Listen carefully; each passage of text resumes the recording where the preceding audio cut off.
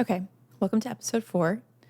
Today's episode is a little bit more serious, and it is about something that is really important to me and was one of the main reasons why I decided to do this podcast.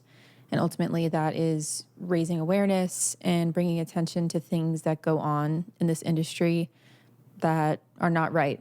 And so one of those issues is that there are a lot of things that fall into gray areas when it comes to what's legal and what's illegal and what's right and what's wrong.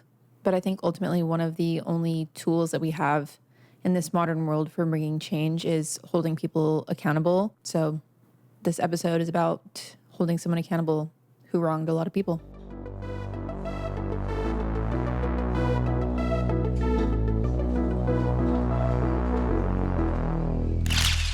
So this is definitely a scary topic to talk about for me, just because there is a lot of fear that comes with speaking out about these types of things.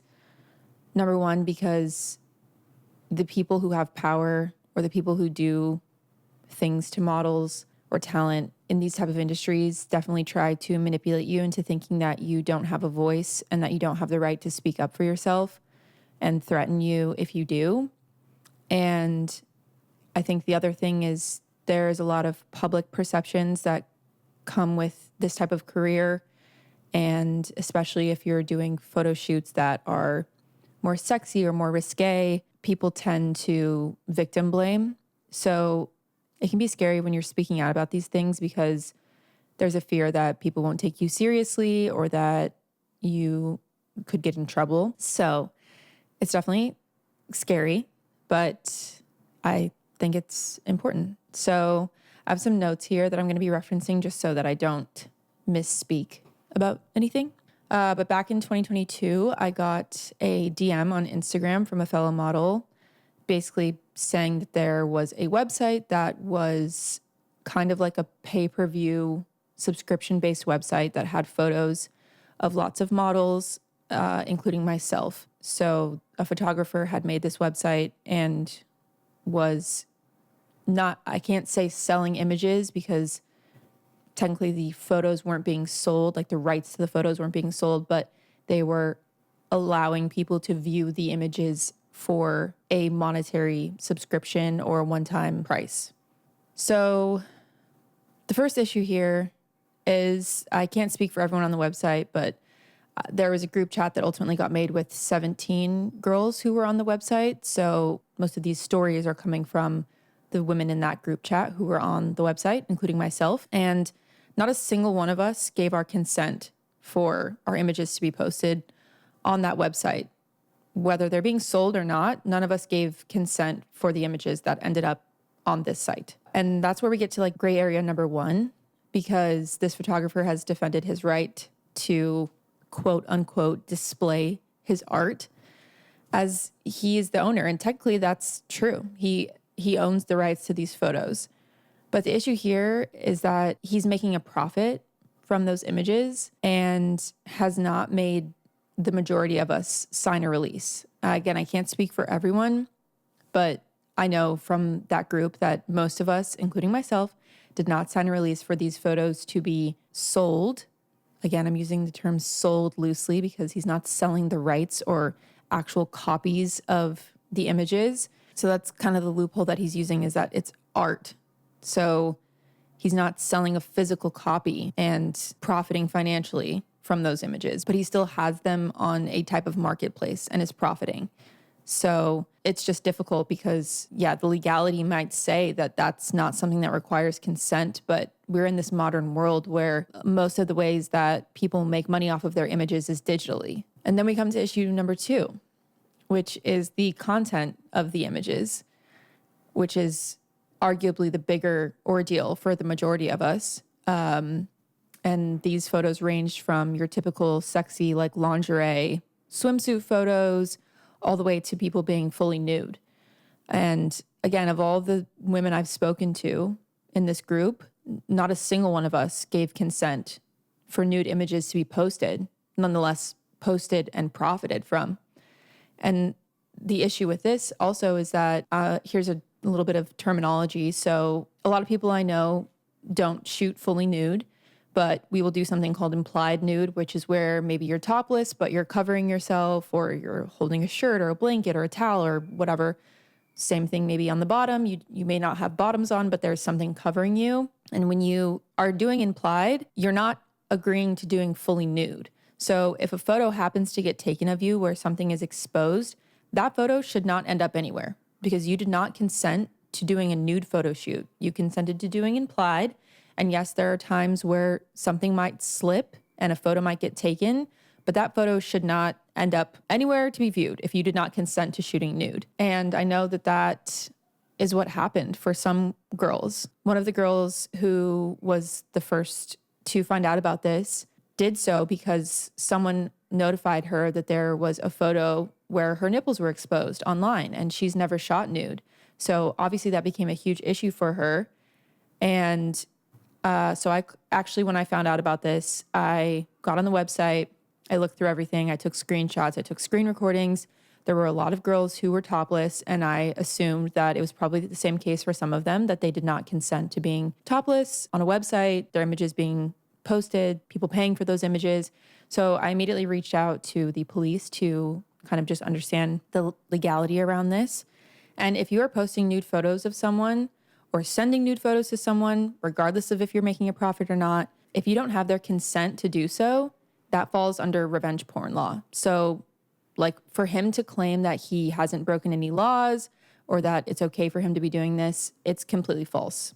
It's illegal to post nude photos of someone without their consent, point blank, period. And some of these girls that I spoke to in these photos, they are 18 or 19 years old. The scariest part about the way this website worked as well is that when I was on there, I could see a preview of all of the photos of us. But if you've ever done a photo shoot, if you've ever taken photos, you know that there's not like 5 photos taken at a shoot. There's hundreds of photos. There's thousands of photos.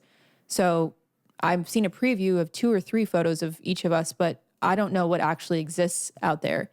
And basically the website worked in a way that, say I'm scrolling on the website, I'm a subscriber, I see pictures of Courtney and I message the photographer and I say, I like these photos. He will then send a preview of other photos from the shoot or behind the scenes content that he has that we don't even know what it is. So we've only seen a small percentage of what he was actually sending out to people. And I know for the girl that discovered that there was a completely exposed photo of her, she also found out that her photos ended up on porn websites. So one of his defenses was like, I'll delete the photos. I'm sorry. Like, I'll take them down. Like, if something is on the internet, that's forever. If something got sent to people who were subscribers of this website, they could have it forever. So just deleting the photos is not enough. Like, they should have never been out there in the first place. Again, coming back to legality, what's illegal, what's legal, what's right, what's wrong. Like when you go to a photo shoot and you, as a model, you agree to shoot with someone, and mind you, this person had a magazine that was like very popular. He has photos on his Instagram with notable models. Like he has credibility, or he makes himself seem like he does. So it's not like you're just walking on down the street and you see someone in an alley with a camera, or you're on Craigslist. Like this is a person who seems like they're a credible photographer. And when you do a photo shoot as a model and a photographer, there's kind of this like unspoken contract. There's these unspoken boundaries that most people respect. And like I said, if I didn't explicitly agree to shoot something, if we didn't agree that something was going to be sold, for you to take that vulnerable position that a person is in when they're trusting you to shoot them in this way and take advantage of that, it's just really disgusting, in my opinion. On top of that, this person has made a lot of women uncomfortable in other ways. He's acted in ways that are not appropriate. He's said things to women that are not appropriate. When I shot with him, he at some point was in his underwear, and I saw his actual penis as we were shooting together. And for years I thought that it was an accident or that it was normal, until I spoke to other men who were like, that wasn't an accident, that was intentional. And when I shot with him, I was under the impression that we were shooting at an Airbnb, and it ended up being some director or producer's house who made me very uncomfortable, who was taking photos of me on his cell phone as I was shooting in a see-through shirt. And the photographer didn't say anything to him about like, hey, respect her privacy. Like, hey, we're shooting. Like, clearly it was a situation that that person was benefiting off of. He wanted like hot girls to come shoot at his house. Again, none of that was said to me beforehand, or I wouldn't have agreed to that. And I just think that's someone who is taking advantage of their power and their position and putting girls in vulnerable and uncomfortable situations. Another girl that was in this group, her name is Shelby Bay. She shot with him for his magazine. It was actually set up by her agency. And she was showed that examples of photos that he was going to shoot, they were all implied. They were like very artsy type photos. And he specifically told her that they would never post anything where you could see her boobs or anything like that. And then in reality, they ended up shooting where you could see stuff. And the photos that were eventually posted, she was basically completely nude. And they were close enough that they were identifiable shots of her. And again, they ended up on porn websites. He claimed like, I'll take them down, I'll delete them. Like, you agreed to this. None of that was true. She didn't agree to having shots like that taken of her, posted of her online, on porn websites for the rest of her life. Like, you know, again, if you didn't agree to that, no one wants to Google their name and end up on a porn website. It's just like, it's not what you signed up for. It's not what you agreed to. And similarly, some other girls in here got set up with their agency. Same thing. Photos of them were taken that they didn't agree to. And it's just really unfortunate because it's a different line to cross when you decide to shoot nude. And I get nothing against anyone who makes that decision. But if you don't want nude photos of you out there and they end up out there in a way that is not your fault, it's just like, it's really fucked up. I don't know. I don't know what photos of me were ever put on that website. I could only see a few. The photos that he had sent me from this set were all okay with me. They were all implied. Nothing was showing. And then in some of the photos that ended up of me online, there was one where my underwear magically happened to be see-through, but in the ones he sent me, they weren't. There were behind-the-scenes videos of me that got cut, so I don't actually know what the whole video was of.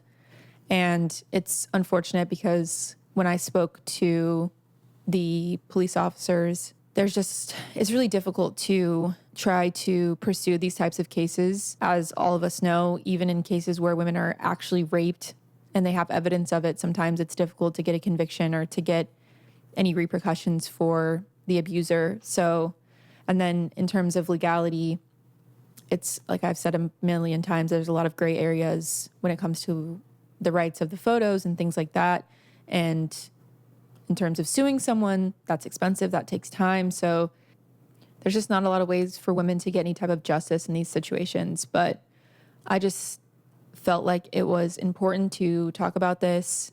I couldn't live with myself knowing that I know this information and this man could be shooting other girls and taking advantage of them in this way. And yeah, the only way for this type of stuff to stop is for us to talk about it. So if you're a model or an agency or a brand and you get reached out to by someone named Dimitri Hogan, also known as Radiant Child on Instagram, I would just urge for you to take all of this into account and make an informed decision on whether or not you want to work with someone who has this past history. And Dimitri, if you happen to be listening or watching this, I would just maybe take some accountability. And instead of being defensive and threatening people for talking about this type of stuff, maybe just look inward and actually ask yourself if this is something that's okay to be doing to people, to young women who put their trust in you and who you violated that trust with. We obviously do not appreciate you posting photos of us that we didn't consent to being taken. We don't appreciate you profiting from any of our photos. And as far as I know, I looked today and the website still exists. All the photos are now blurred, so I can't see who or what is in any of these photos, but I hope that you do the right thing and you delete all of this stuff from the internet.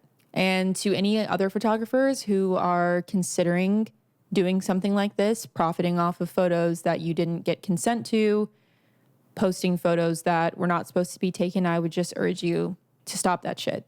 My hope is that the time is coming for all of this type of stuff to be put to an end. I myself, and I have so many other friends who have been put in situations at the hands of men in this industry where their life will forever be changed. They will forever be scarred from things that have happened to them. They can't take back photos that have come out of them.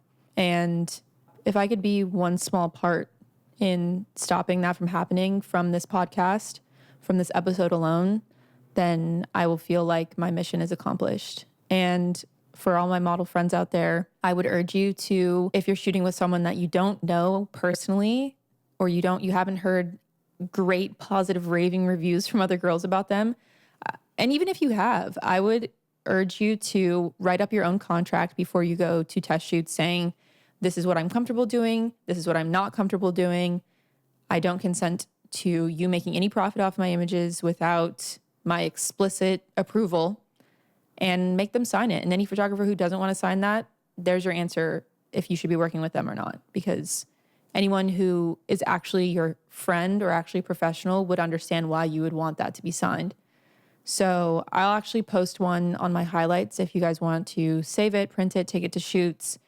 And girls and guys, just be careful. And like me and Carrie said in the last episode about promoters, the same thing with photographers. If someone hits you up to shoot, feel free to reach out to people who follow him or just other models and say like, hey, have you shot with this person? What was your experience like? Because it's really important to have those anecdotes from people to know if the person's actually legit. Because someone could have hundreds of thousands of followers, or they could have an Instagram that looks really normal and seemingly nice. And they could even be seemingly nice to you in person. And that could be a facade. So thanks for listening as always. And I will see you in the next one.